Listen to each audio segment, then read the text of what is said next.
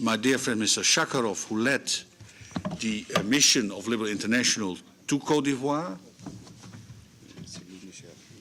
and of course our pièce de résistance, the former Minister of Foreign Affairs of Belgium, former Commissioner of the European Union, and at this moment a member of the ALDE group, and also responsible in a certain way to Africa, Michel.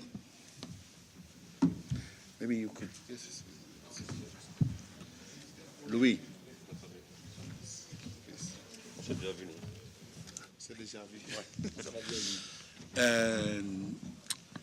What I would like to do now, first, if we all agree, also dear Louis, to give Mr. Sakharov for a few instants the floor, because he was leading the delegation of Liberal International to Côte d'Ivoire. Maybe you could say something about the situation there.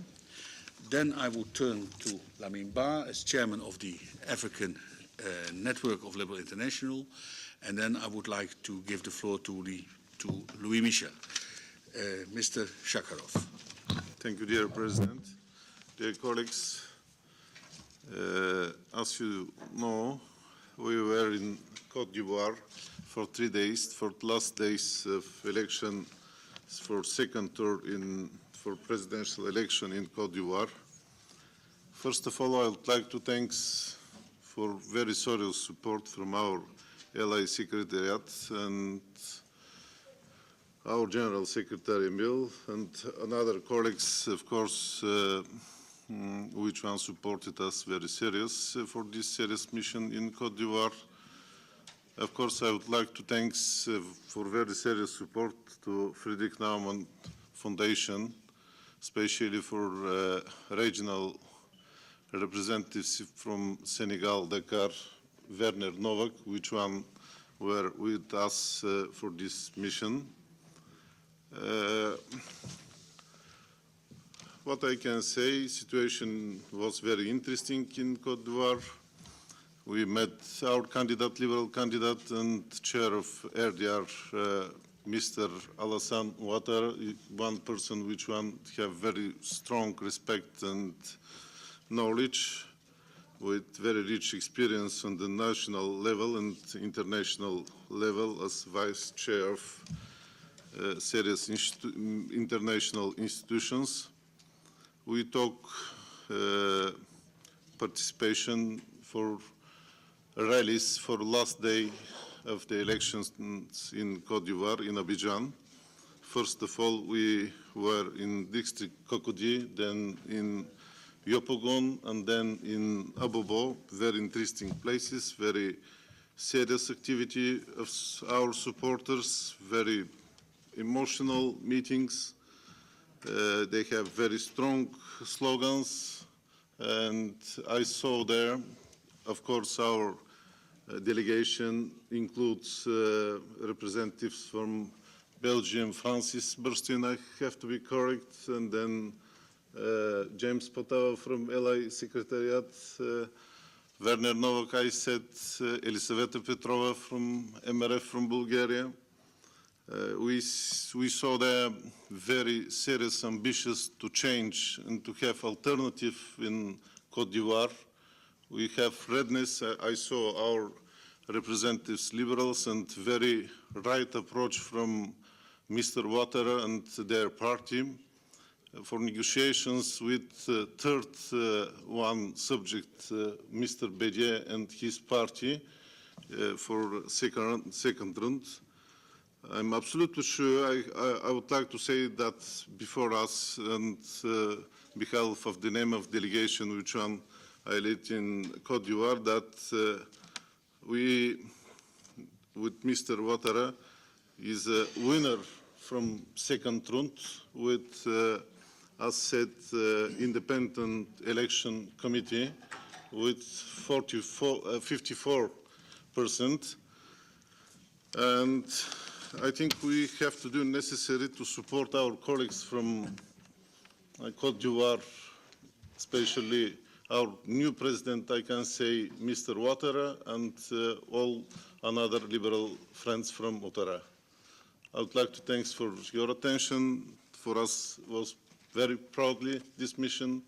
Mr. President, we have to continue our work and dialogue with our friends. Thank you.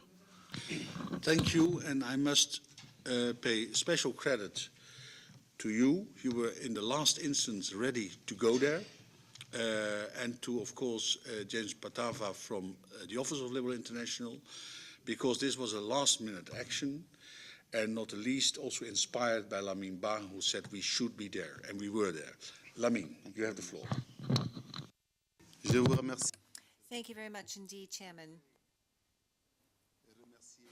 I would like to thank the Liberal International for having come to the support of a liberal group leading its last battle to ensure rule of law, democracy, security and peace in its country. At the very last minute, the International has accepted to accompany President Alassane Ouattara. The Senegalese Democratic Party is the first party which joined the Liberal International, and it suggested sponsorship of its counterparts in Côte d'Ivoire. At the Congress in 2003 at Dakar, this was done. Since 2003, they have stuck to liberty and democracy as basic values, and Côte d'Ivoire thus has been able to progress in a peaceful environment. The RDR is the main party in the country. They wanted to go to the ballot boxes and to accede to power in this way, and that is how things were done. President Ouattara won in a second round with 54% of the votes cast. He was supported by the Liberal International. However, he had an adversary, i.e. an individual who'd been president for 10 years without having been elected. It's crucial. Mr. Gbagbo was a head of state. He was not president of the republic. That's an important distinction. There were no elections during 10 years, but he knew that if there had been elections, he would have lost.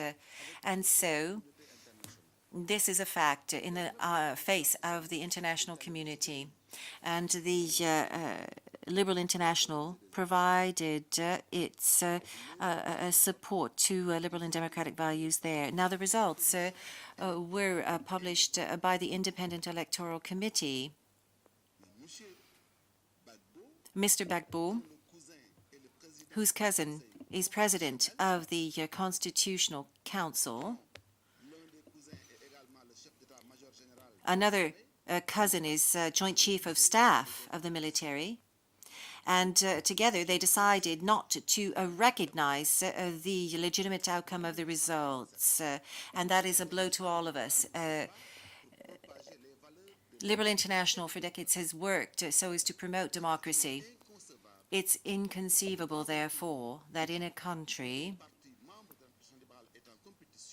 where you've got Liberal Democrats vying for power through the ballot boxes, it is inconceivable that the results of a legitimate election not be recognized. Liberal Democrats fight for basic values, and we cannot tolerate that Mr. Gbagbo refuses the results of the election. As has been said, all democracies amount to a willingness to give up power. Il doit se retirer. He should withdraw. We're proud at the European Parliament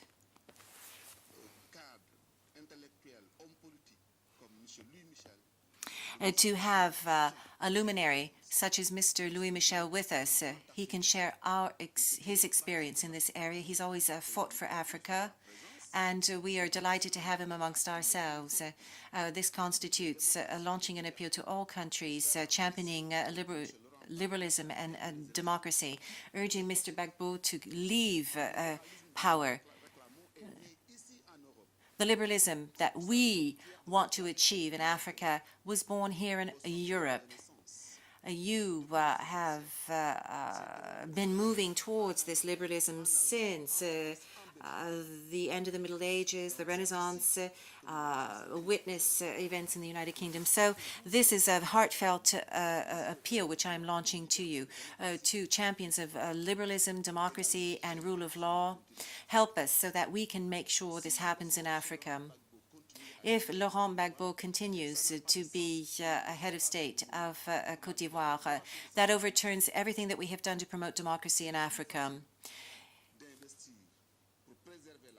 It is easier to invest in preserving peace and democracy than repairing humanitarian catastrophes which arise because of wars. Côte d'Ivoire is on the road to war, given the present state of affairs, and we cannot wait to act. The international community cannot remain passive, cooling its heels. You need to go back to your parliamentarians, the members of your respective groups, and tell them this. Please ask them to exert pressure upon Western governments that they all demand that Mr. Gbagbo respect the will of the people as expressed in the ballot boxes, and that he give up his mandate, that he leave his position.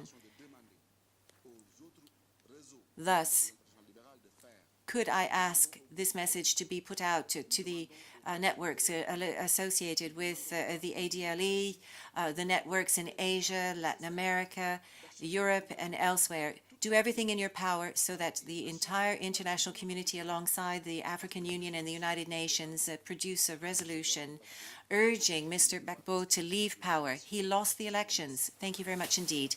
And the interpretation services now finish. Very much. Lamin is of Senegal, as you know, one of the oldest democracies in Africa. And Maitre Wade, President Wade, carries the torch of democracy in Africa, and I'm proud that you are on his side and you are doing the same in Africa. I would say to Mr. Patava that we draw up a presidential statement on the situation and on the, let me say, our ideas about how we can solve or help solve the crisis, and we put it out together with Lamin Ba as soon as possible. I would now like to give the floor to Louis Michel, who I introduced as a former Belgian foreign minister and a former commissioner, and a man who plays a vital role in the ALDE group and the European Parliament as a whole in the relations with Africa. Africa is in his heart. It's not just a policy matter, it's a very strong matter to Louis Michel. Louis, I give you the floor. Merci beaucoup, Monsieur le Président. Monsieur le Président, Monsieur le Ministre, je vous remercie d'abord d'avoir songé à m'associer à cette prise de position publique de l'internationale libérale, parce que, dans le fond, la situation que l'on connaît maintenant en Côte d'Ivoire, elle ne donne lieu à aucun espace de compromis ou de négociation.